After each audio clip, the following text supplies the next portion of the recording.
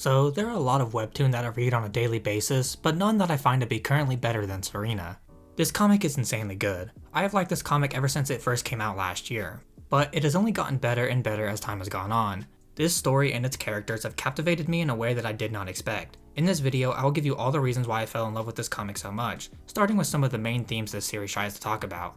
The first one of those themes is how family doesn't define you. Both of the main characters in this series are from very distinguished families. Both of them are trying to find their own places in the world. Aizer is from a really shitty family and is trying to separate himself from his family, while Serena is from a family she loves dearly and is trying to find her place in her family. Both of them have no idea how much their families control their lives.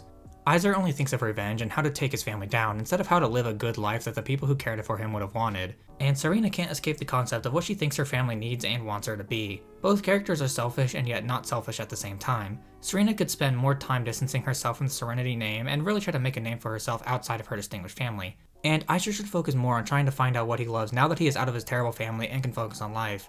Both of them think their families define who they are, and yet neither of them realize that family is who and what you make of it. This comic does an incredible job at talking about trauma.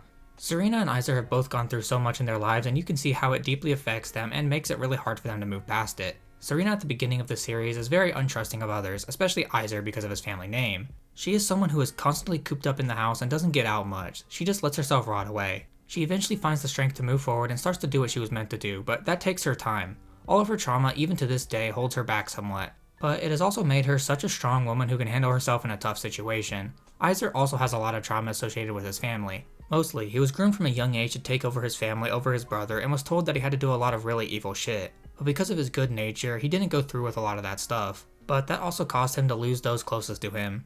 Aizer is also a very untrusting person, and we can see why when we see his backstory. Alongside the trauma, this comic does an insanely good job at depicting depression. As I already said at the beginning of the series, Serena is always cooped up in her room or some other area that is off limits to Aizer and others, and she just stays there. To the point that most people outside only know her name and not what she looks like. She barely eats anything and doesn't trust most people to the point that she has both a bodyguard and a gun near her at pretty much all times. Serena at the beginning of the series is depressed and grieving, and she also feels betrayed by her grandmother, the only family she has left. This leaves her in the state that we see her in at the beginning of the story, and it is depicted in a really realistic way without getting too dark about it, although this series can get pretty dark on other things. Serena and Aizer have both suffered a lot of loss in their lives from a very young age, and they have both handled it very differently. Serena just broke down and got lost for a while, and Aizer has been so hell-bent on revenge that it consumed him for a while. However, the way both of them have slowly started to recover over time is really nice and pretty realistic. It isn't just a thing where one day they're fine and completely over their loss. No, instead it is a very long healing process that we are still seeing take place in this comic right now. Aizer especially, as we are only just now starting to delve into his past and seeing what he has gone through. They are slowly overcoming the loss and grief that they have felt in their hearts for years now and becoming stronger people for it. This series has managed to pull off such an incredible romance between Aizer and Serena. Their close connection to each other has felt so natural to see come to fruition as Serena slowly starts to come out of her shell and become the strong, capable woman everybody knew she could be. They started off hating each other, but as misunderstandings between them get resolved and Serena slowly loses trust in some of those around her, she naturally started to become closer to the guy who was always around and who pushed her to be the better version of herself. The romance is genuinely incredible, and it has been a joy to see it come to fruition. The artwork in this comic is actually godlike. I mean, you've seen it in this video already, but like damn, it looks so good. And don't even get me started on the character designs because god damn. Dude, the drip in this series is immaculate. All of the characters have insanely good looking clothing that reflects the personalities really well. The artwork is actually just insanely high quality at all times. I even love the panels with some of the more jokey or cute elements in them that still looks really good, and it just brings the whole story together.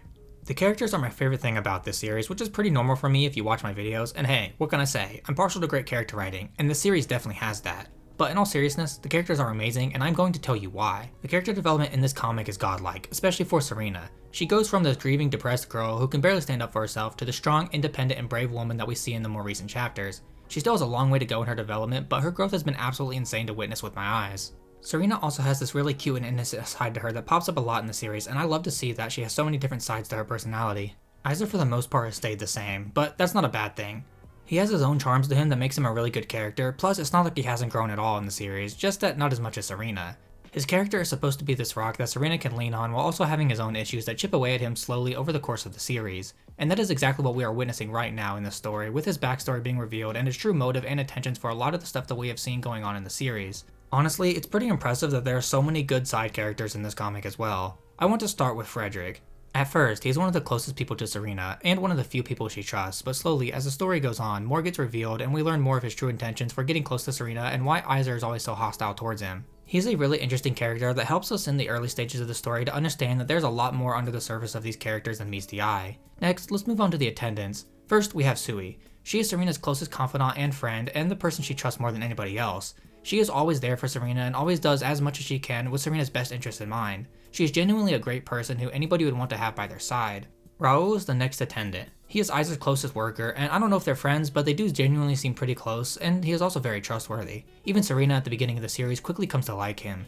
He is a hard worker who does as much as he can for the people he works for and makes sure everything goes smoothly. He is a good hard-working person that anybody would want to hire. And lastly, we have the two main antagonists of the story, Dia and Victor.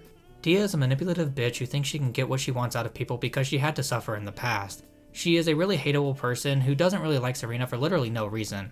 I know it's actually because of Aizer, but that isn't Serena's fault and she knows it too, but she is still constantly an annoying asshat pretty much every time she appears in the story. And Victor, well, he is the personification of evil in the story. He is Aizer's brother, and everything Aizer rejected to do, Victor does will end with a smile on his damn face. He is a psychotic maniac, and he needs to be stopped. He has traumatized and kidnapped Serena on 2 separate occasions. He is genuinely a piece of trash who should be taken out to the damn bin already. But these two characters are supposed to be hated, and they have done an amazing job at writing them to be hated. Serena is a series that is truly one of a kind. It is incredible on every level, from the setting to the artwork and to the amazing characters and story.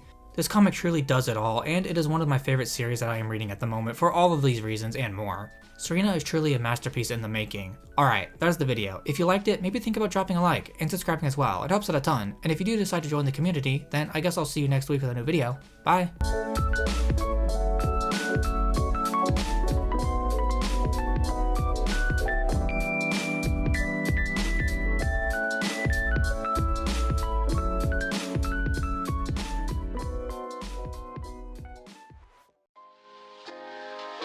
Imagine, if you will, sitting